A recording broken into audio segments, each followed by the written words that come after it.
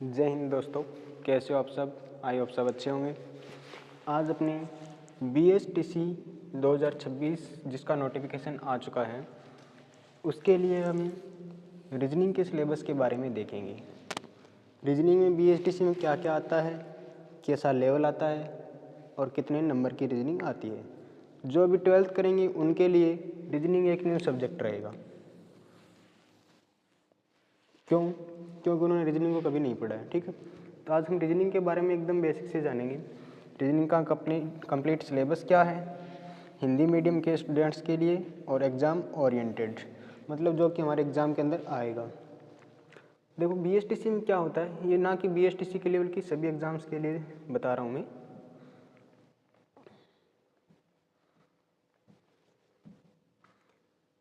सबसे पहले अपन देखते हैं कि रीजनिंग का परिचय। रीजनिंग है क्या चीज़। रीजनिंग देखो, सबसे ज़्यादा जो काम की बात इसके अंदर है वो है कि सिर्फ दिमाग का खेल होता है, आपके दिमाग की एक्सरसाइज के लिए होती है, समझ सकते हो आप। तो रीजनिंग का अर्थ क्या हो गया, ये सिर्फ दिमाग का खेल होता है, मतलब तर्क लगाने होते हैं अपने इसके अंदर।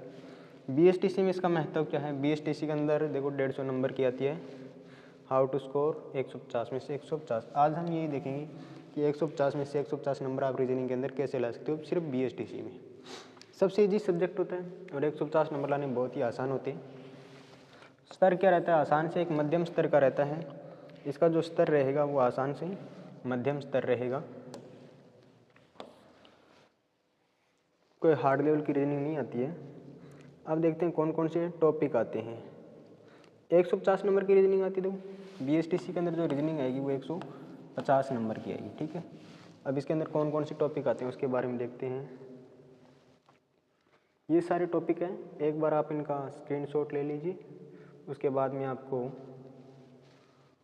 एक एक करके इनका स्क्रीनशॉट ले लीजिए। इसके बारे में प्रत्येक टॉपिक के बारे में डिटेल से आपको बता दूंगा। जैसे समानता हो गया, वर्गीकरण हो गया, संख्या एवं अक्षर श्रृंखला हो गई, कोडिंग डिकोडिंग, दिशा ज्ञान, रकत संबंध, क्रम एवं स्थान निर्धारण, गणितीय संक्रियाएं, घड़ी में कैलेंडर, ये सारे इजी टॉपिक हैं। इधर आकृति श्रृंखला, आकृति वर्गीकरण हो गया, तार्किक तर्क हो गए, कथन निष्कर्ष व्यन आरेख घन घनाभ एवं पासा।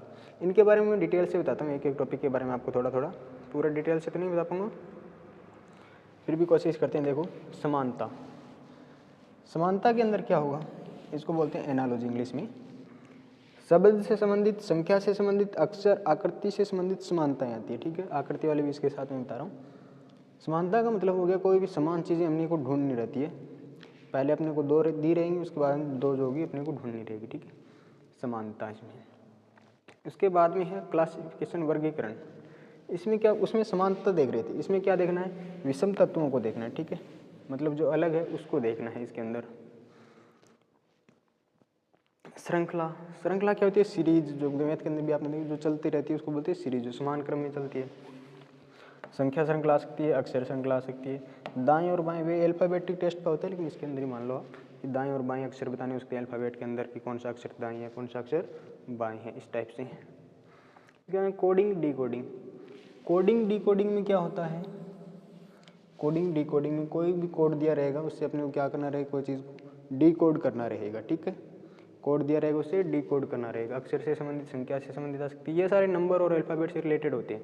अल्फ़ाबेट मतलब ABCD सब जानते हो, नंबर 1 से 100 तक सब जानते हो, वर्ग हो गए उनसे संबंधित। दिशा ज्ञान, डायरेक्शन टेस्ट में क्या होता है, इसमें दिशा पूछ सकता है। कोई व्यक्ति बाएं चल रहा है, दाएं चल रहा है, लास्ट में जाके उसका मुंह किस तरफ होगा या उसकी दूरी प्रारंभिक बिंदु से कितनी है, इस टाइप के क्वेश्चन इसके अंदर।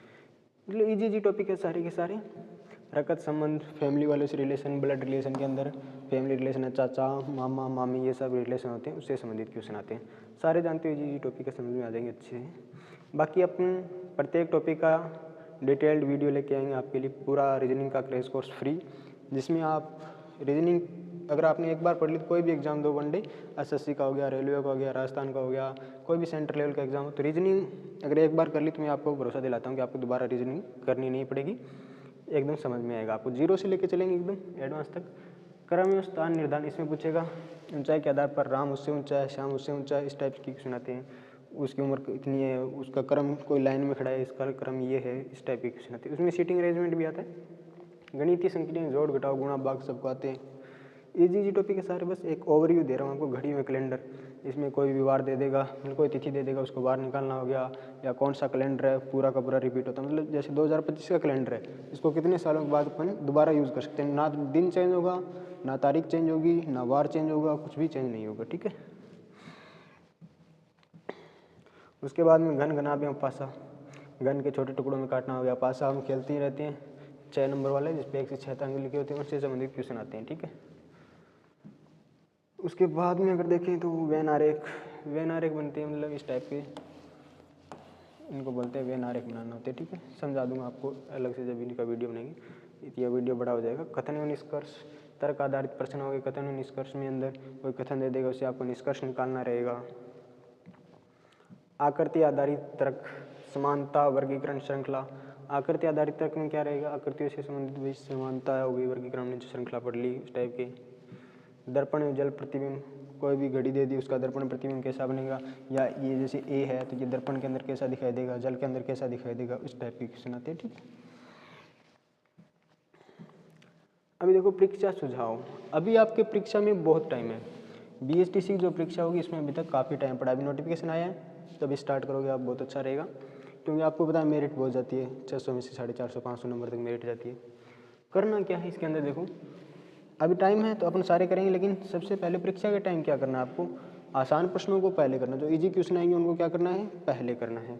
दूसरा समय प्रबंधन, सबसे ज़्यादा इंपॉर्टेंट चीज़ क्या होती है रीजनिंग के अंदर, रीजनिंग हो या चाहे कोई पूरा एग्जाम हो, टाइम मैनेजमेंट अपने को करना पड़ता है, ठीक है। टाइम को मैनेज करेंगे तो भी अपन कर पाएंगे। रीजनिंग के अंदर सारे क्वेश्चन आप कर लोगे, लेकिन करना क्या है, कम टाइम में करना, यही चीज़ अपन सीखेंगे कि कम टाइम में ज़्यादा से ज़्यादा क्वेश्चन आप कैसे अटैम्प्ट करोगे।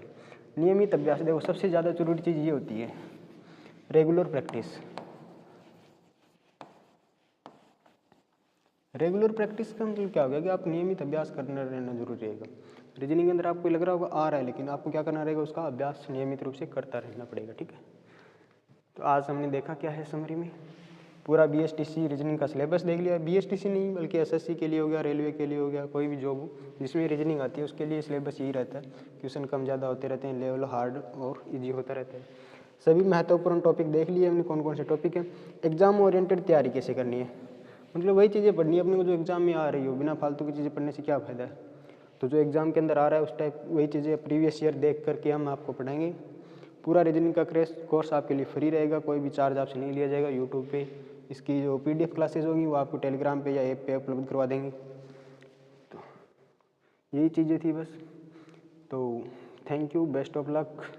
BSTC 2026 बहुत टाइम है अभी, लग रहा होगा आपको, लेकिन अगर अभी स्टार्ट करोगे तभी कर पाओगे, क्योंकि आपको पता है कुछ जो इससे पहले साल एग्ज़ाम दिए थे वो लोग भी बैठेंगे, कुछ उससे पहले दिए थे वो लोग बैठेंगे, कुछ ग्रेजुएशन कर रखी है वो लोग भी बैठेंगे, मतलब कंपटीशन बहुत बढ़ गया है अब। तो तैयारी आपको अभी से स्टार्ट करनी पड़ेगी। Best of luck.